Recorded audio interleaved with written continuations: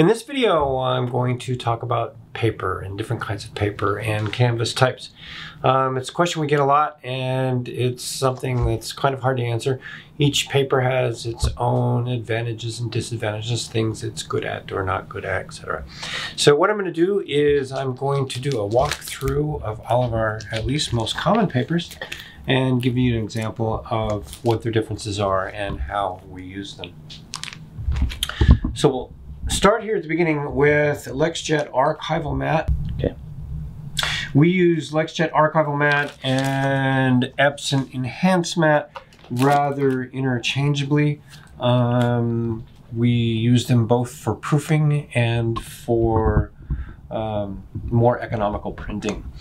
The reason that we use Archival Mat and Epson Enhanced Mat for proofing when we're doing our own photography and scanning is it's a little bit more expensive than what's called proofing paper, but it gives us good consistent color, and it's also a production paper that we use.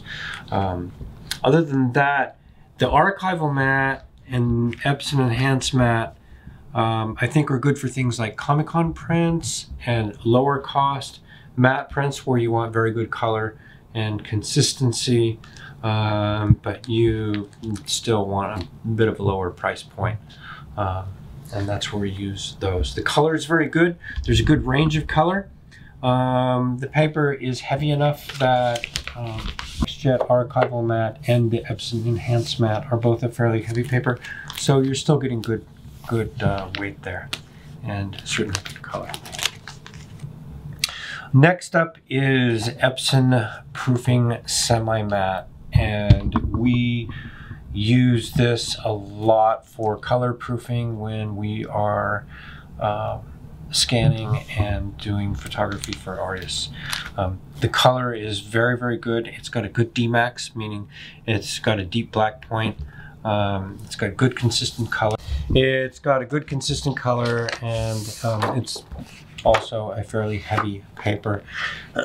This is just fine for production printing. People use this a lot for printing photography and such, and we do as well. But it is also what we use, I would say, our most common paper for proofing, and it's a good low-cost photo type paper.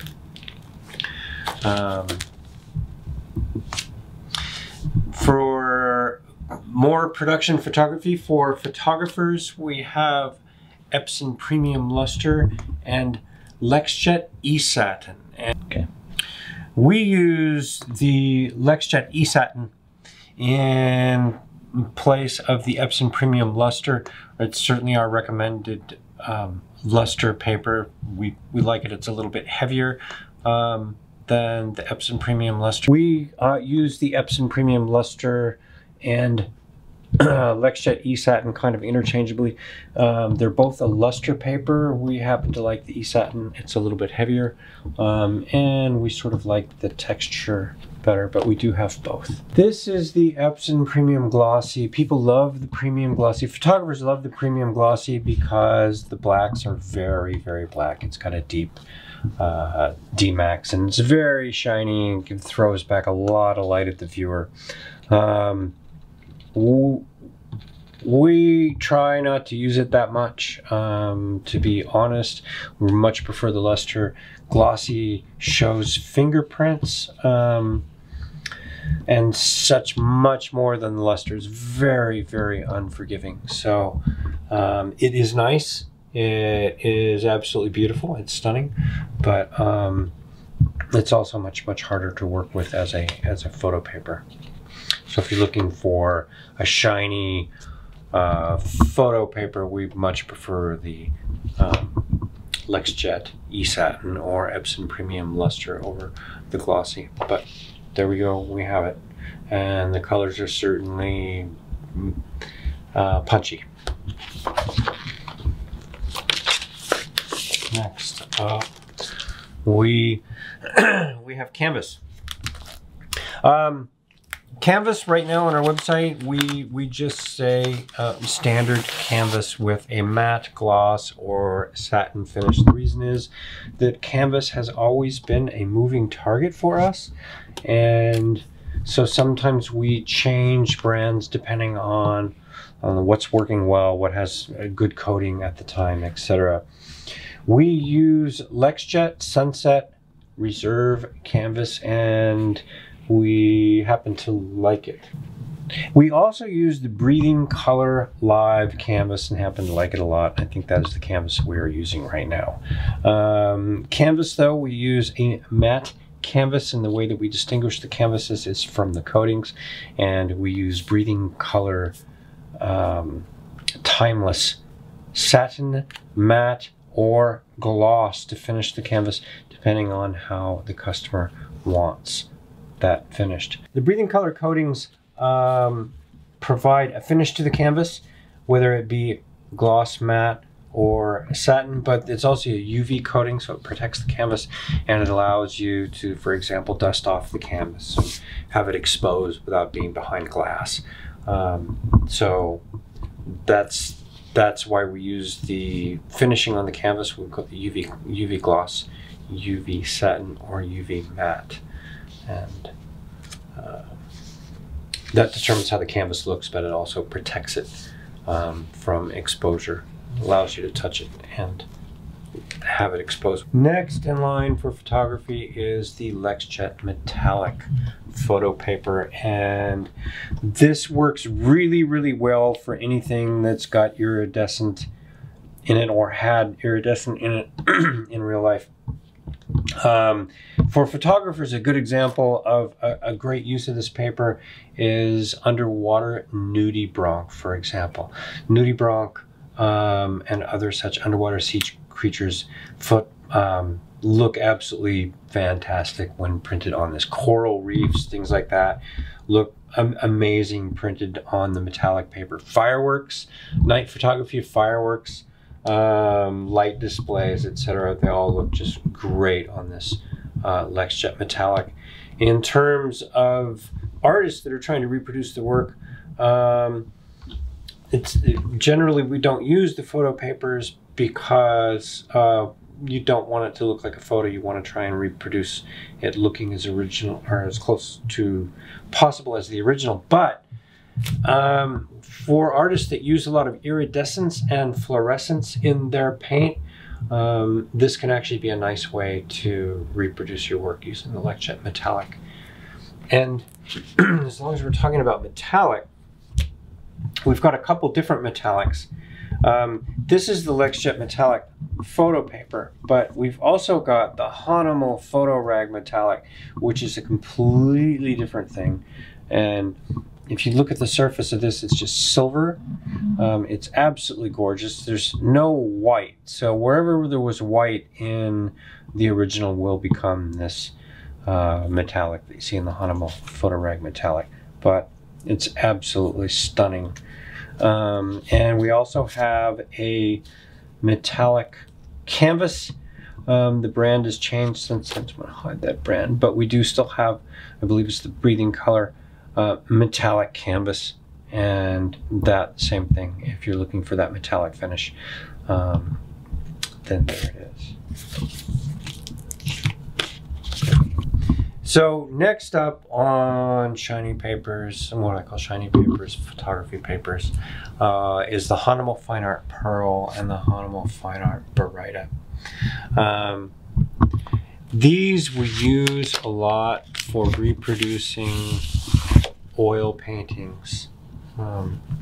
It's not a classic photo paper. It has a lot of texture to it. It's not overly, it doesn't have it's not exactly a photo finish. This is what we really, really like for producing oil paintings, reproducing oil paintings on papers. And you can look, I have an example. Hold on. Just realized I've got another. Go ahead, start.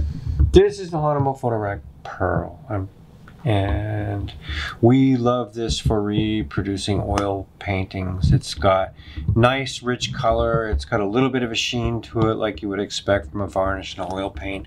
But it's not unlike a photo paper or a straight photo paper. It's got some nice texture in there. It's got a good weight to it, and I just really, really like this paper for reproducing oil paintings. Another one that we like for reproducing oil paintings quite a lot, I'm going to pull this out here. This is the brown piece we got, is the Hahnemuhle Photo Rag Satin. The Hahnemuhle Photo Rag Satin has less of a sheen to it than does the Photo Rag Pearl, but it's still got enough. And one of the things that we really, really like about this paper, makes it really stand out, is with things like colored pencil. Colored pencil on the Photo Rag Satin, on the Hahnemuhle Photo Rag Satin, looks just incredible, because where there's no ink on the paper, you get this, the paper is still flat, it's still matte. And when ink, wherever ink hits it, you start to see this little bit of a sheen, the same sort of sheen that you get from the wax that binds the pigment in colored pencils. So colored pencils reproduced on the Photo Rag Satin are really just amazing. As well, sometimes acrylic painting, where it's used almost like a watercolor and you've got light washes of it, and where there are heavy portions, you start to see the sort of sheen from the acrylic a little bit more than you would from watercolor, and where it's thinned out, you still have sort of a matte paper behind it. This Photo Rag Satin really reproduces things like that really very well.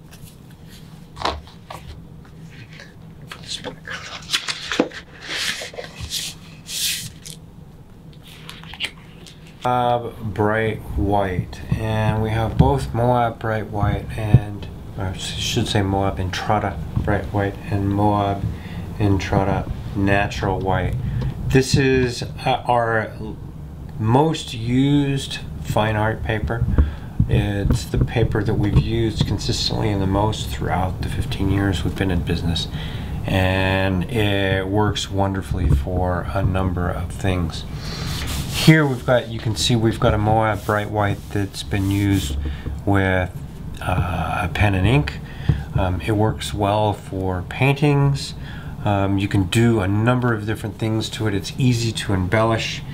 This is an oil painting that's been reproduced on Moab Bright White, and it has had a bit of golden matte medium applied to it, so that it shows paint brush strokes and looks much more like the original. The paper gives great color, and it's just been one of our longest standing, most used papers. Love the Moab, love the Legion Paper Company. Their Moab is second to none when it comes to color. The difference between the bright white and the natural white can be difficult to see. If you hold them right next to each other like this, you can see if the bottom sheet here is the natural white, the top sheet is the bright white.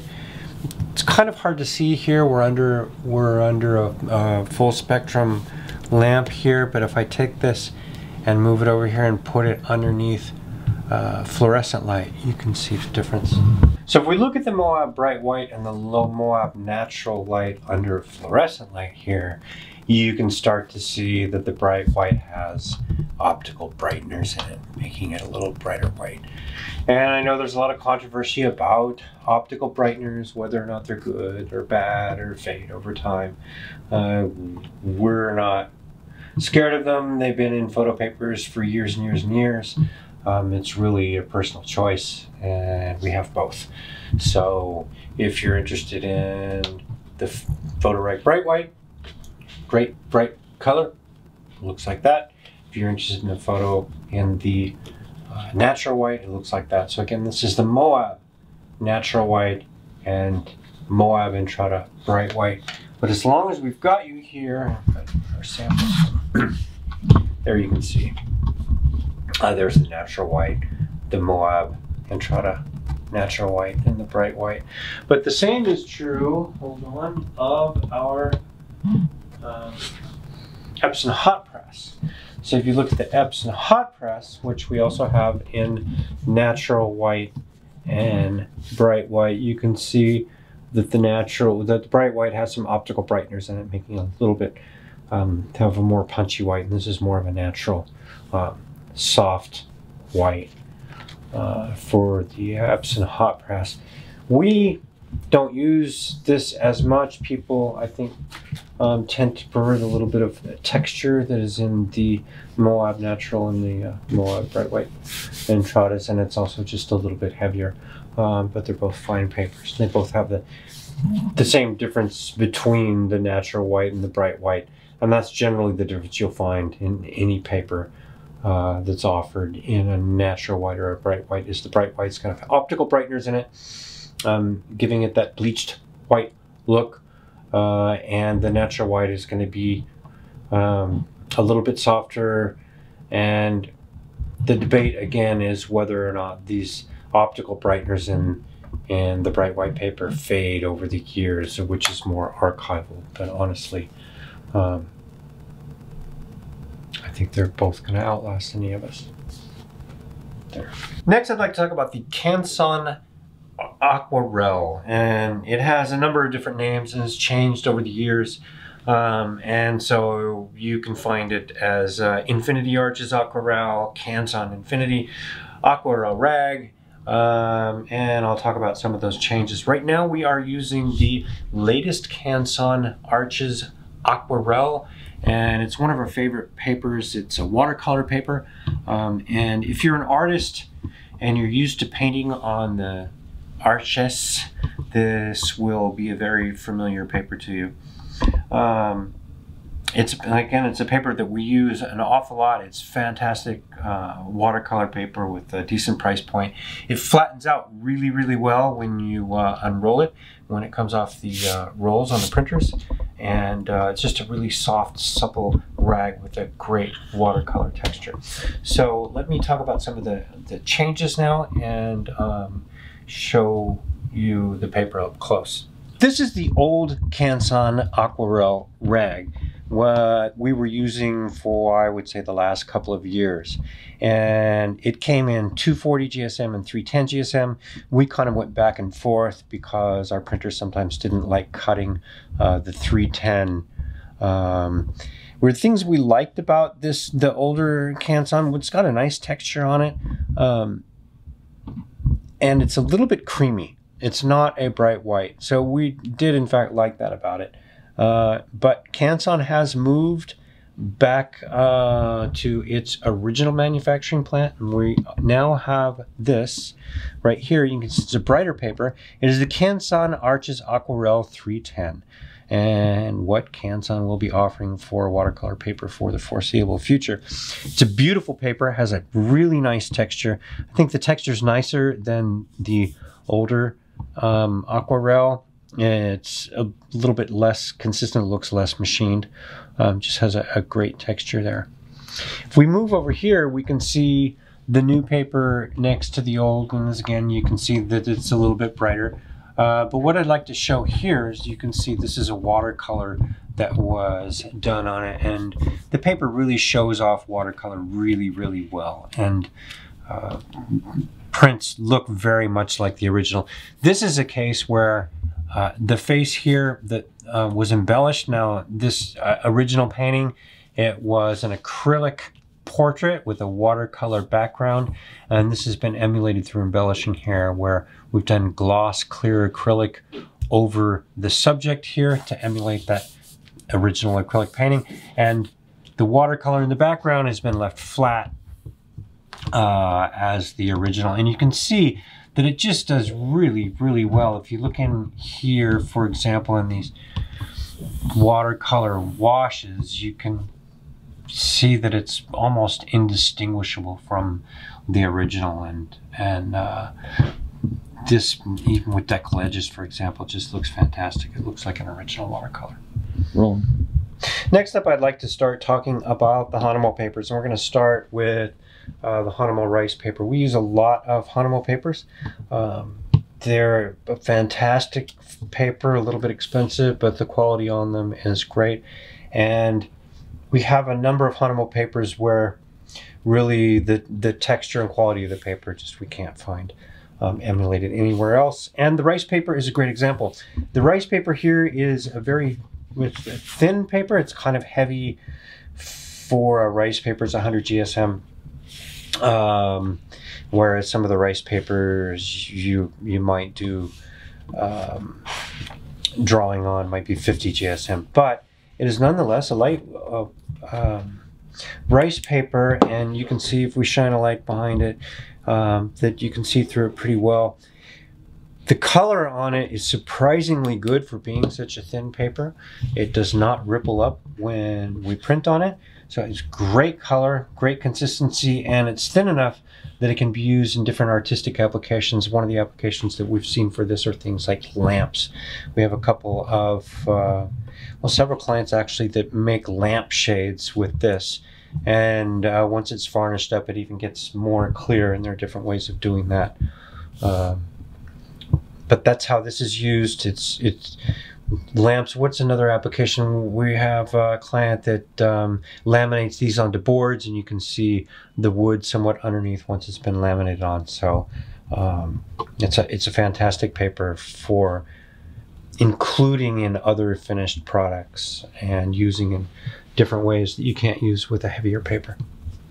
This is the Hahnemuhle Photo Rag Satin, and I've talked about this a little bit earlier in this video, but we're going to go back to it here because we've gone and printed a sample that shows off some of what I talked about. And that is, if you're doing things like colored pencil or light washed acrylics, what you get here is a matte paper in the background where nothing has been printed.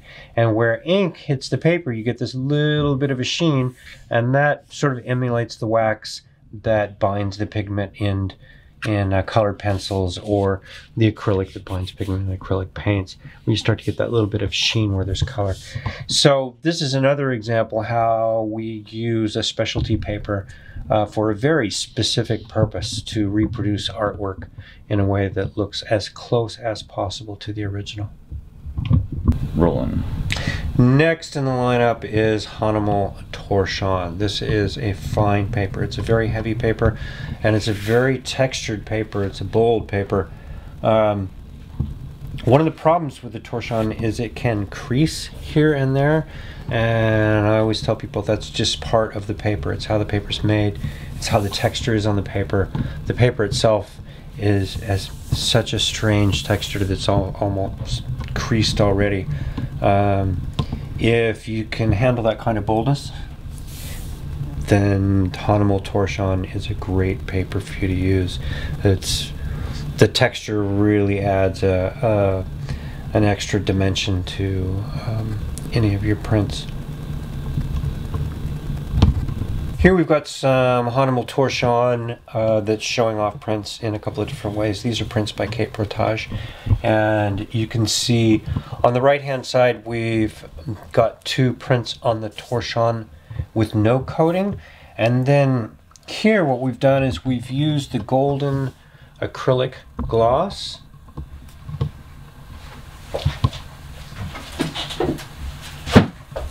We've used the golden acrylic polymer gloss here, and all we've done is gone over it with a brush and painted and left some strokes that emulate her brush strokes, and it makes it look very much like an original. We're very careful not to get any outside of the painted area, so you've got this nice matte torchon paper with this great texture, along with the artwork that's been printed also with great texture.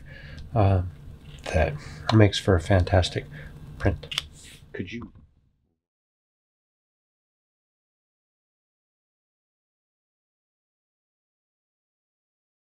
Next in the lineup here is the Hahnemuhle Bamboo Rag. The Hahnemuhle Bamboo Rag is also a nice heavy matte rag paper.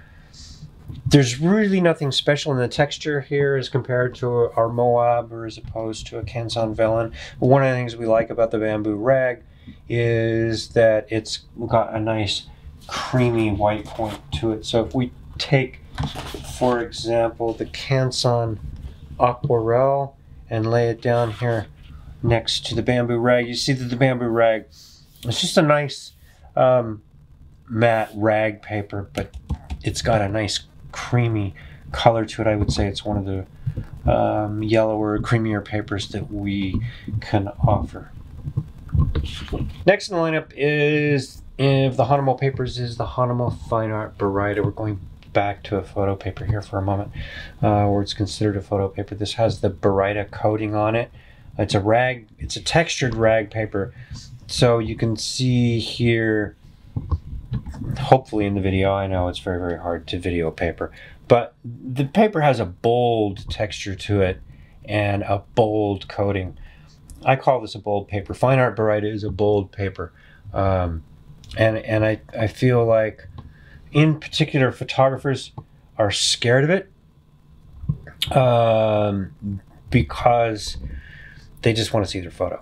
But paper, one of the nice things about having a nice variety of paper, and papers like the Hahnemuhle Fine Art Baryta, is that you can really complement your work with a texture and coating that shows it off and adds a different dimension or an additional dimension to your work. And well, certainly the Hahnemuhle Fine Art Baryta is one of those papers.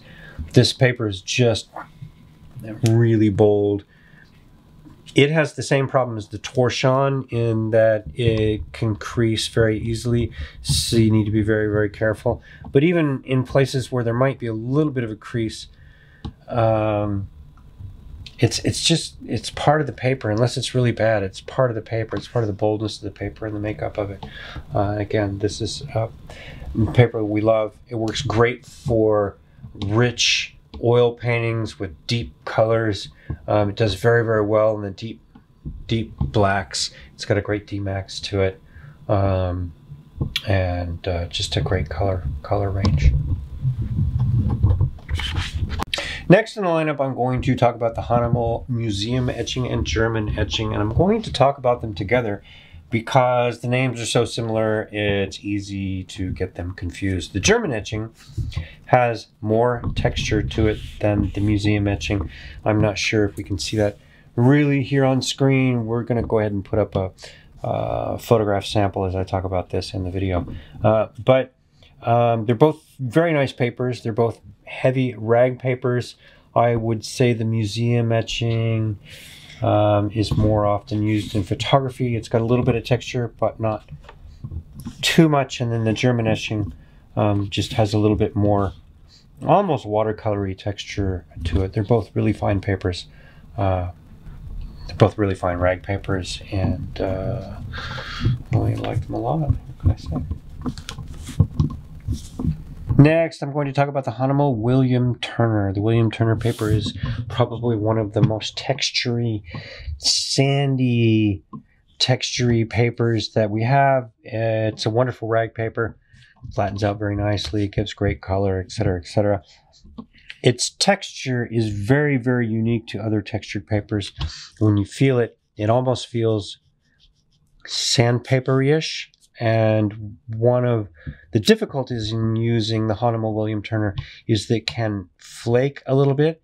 And when it does flake, I would say here's a good example. I'm running my finger across it and almost doing it intentionally. You can see these, they're not large, but little tiny specks that occur where I'm rubbing it.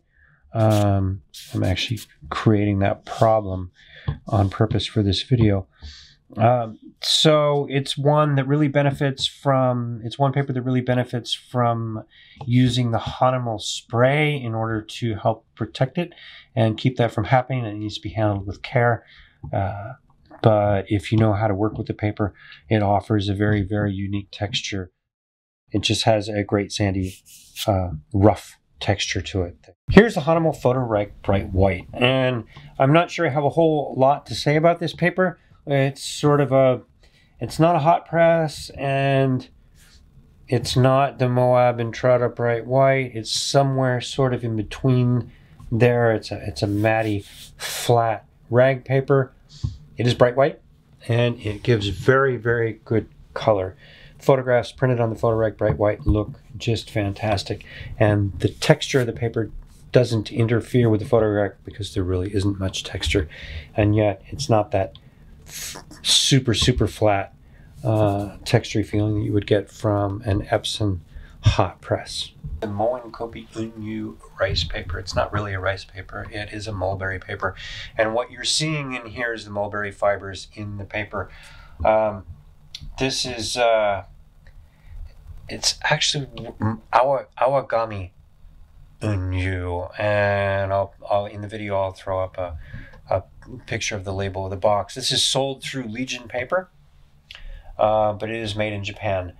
This is an amazing paper with this crazy pattern that's in it, and I think that a lot of artists are afraid of it because it's so bold, and it adds a dimension to your artwork that you can't plan for, but if you're bold enough to use it, it just has tons of happy mistakes and are happy for design that can just add this incredible dimension to your artwork. This is a pen and ink that I think shows off the Unryu very, very well. It just adds a great dimension to the drawing, and you can see the detail that you can get out of this paper is just amazing. It prints really, really well. It not only does well as just a standard art print that can be framed up, but as it is a thinner rice paper, it's 55 GSM, it's actually thinner than our Hahnemuhle rice paper. It is in fact used for things like lamps and decoupage as parts of other finished artwork. And we just love this paper. It's a beautiful paper. It's very well made and offers great color and great consistency. Last, I'd like to talk about other papers, and what I'm showing you here are some discontinued papers. They were papers from IT Technology. Crazy papers, but we can't offer you this paper. Actually, we have a couple of rolls left, but probably wouldn't offer it.